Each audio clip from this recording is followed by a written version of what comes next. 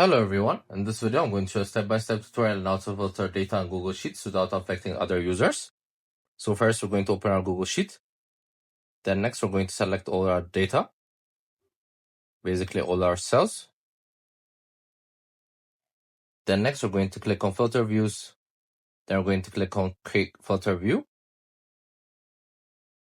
So as you can see, it's a temporary filter.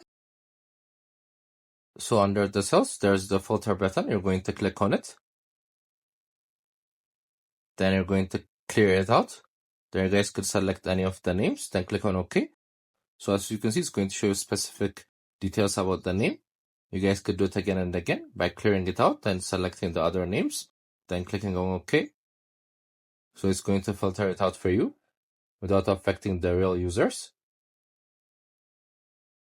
Again, you're guys going to clear it out, see the data in John.